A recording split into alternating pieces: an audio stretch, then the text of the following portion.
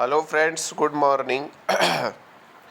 NPA पर बैंकों का पोजीशन मार्च 2023 पर क्या है, इस पर मैं थोड़ा सा बात करना चाहूँगा, क्योंकि एग्ज़ाम में ये आपको पूछा जा सकता है। तो ये फाइनेंस मिनिस्टर का मीटिंग था बैंकों के जो है चेयरमैन के साथ और विभिन्न संस्थाओं के साथ। तो मार्च 2023 के फिगर पर भी बात की गई। तो अगर आप देख सकते हैं स्क्रीन पर कि एसेट क्वालिटी पीएसबी का इम्प्रूव हुआ है सिग्निफिकेंटली, और ग्रॉस एनपीए जो है वो 4.97 है और नेट एनपीए जो है 1.24 है मार्च 2023 में। अब ग्रॉस एनपीए और नेट एनपीए क्या होता है, तो यहाँ पर मैं आपको बताना चाहूँगा कि ग्रॉस एनपीए जो है वो टोटल एनपीए है जिसमें कि बैंकों ने जो है अपने एसेट के क्वालिटी के आधार पर उनका प्रोविज़न नहीं किया है। जब वो प्रोविज़न कर देते हैं तो फिर उस प्रोविज़न को अगर आप टोटल एनपीए में घटा देते हैं तो नेट एनपीए आ जाता है, जो कि नेट एनपीए 1.24 है। प्रोविज़न क्या होता है, जैसे कि एनपीए होने पर खाते स्टैंडर्ड, सब स्टैंडर्ड और लॉस और डाउटफुल 3 कैटेगरी में होते हैं। सब स्टैंडर्ड, फिर डाउटफुल, फिर लॉस। अगर 12 महीने तक जो है कोई खाता एनपीए रह जाता है तो वो सब स्टैंडर्ड रहता है, और वह 1 साल और सब स्टैंडर्ड रह गया तो वो डाउटफुल में चले जाता है, और डाउटफुल के बाद फिर वो लॉस में जाता है। इसमें जो है डिसाइड करने में ये भी होता है कि अगर किसी को सिक्योरिटी के बेस पे लोन दिए हैं और सिक्योरिटी अगर श्रिंक हो रही है, लगातार सिक्योरिटी का वैल्यू घट रहा है, तो उसके आधार पे भी एनपीए का कैटेगराइजेशन हो जाता है।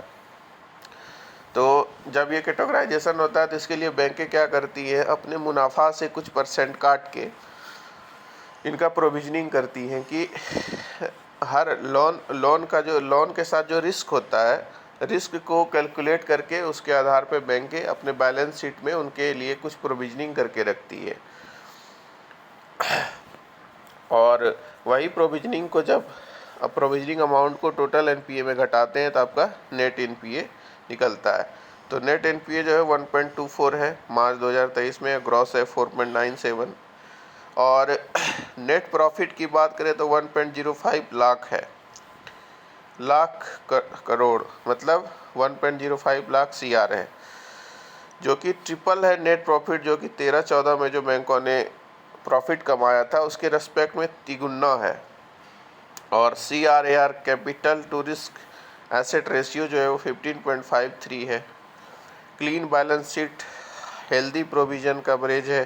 प्रोविज़न कवरेज मतलब यहाँ एनपीए और नेट एनपीए में जो एनपीए का जो कवरेज है, मतलब लॉस, सब स्टैंडर्ड और डाउटफुल एसेट का जो कवरेज है, उनका जो प्रोविजनिंग किया गया वो 90.68% तक किया गया है, मतलब उतने खातों का प्रोविजनिंग हो चुका है। Improved resilience, PSBs are well positioned to support the credit needs of the productive sectors of the growing economy। तो अभी जो कंडीशन है पीएसबी का वो बिल्कुल ही रिसैलिएंट है, मजबूत पोजीशन में है और ये ग्रोइंग इकोनॉमी को सपोर्ट करने के लिए बहुत ही अच्छी स्थिति में है। तो इस असेसमेंट में यही जो है कमेंट था माननीय जो है वित्त मंत्री निर्मला सीतारमन जी का। तो इस बेस के आधार पे हम ये भी जो है एक्सपेक्ट कर सकते हैं कि हमारा जो वेज रिवीजन होगा वो भी इस बार रिसैलिएंट होगा। 16% का तो जो है वो आईबीए ऑफ़र कर ही रहा है, अब देखिए अल्टीमेटली कहाँ तक ये पहुँचता है। तो बैंकों की पोजीशन बहुत ही अभी रिसैलिएंट है, और एनपीए, नेट एनपीए और टोटल प्रॉफिट मैंने आपको बता दिया है। ये एग्ज़ाम के लिए आपको ज़रूरी था, और साथ ही साथ इंटरव्यू में वैसे सवाल पूछे जा सकते हैं, तो आप इस वीडियो को देख सकते हैं। धन्यवाद।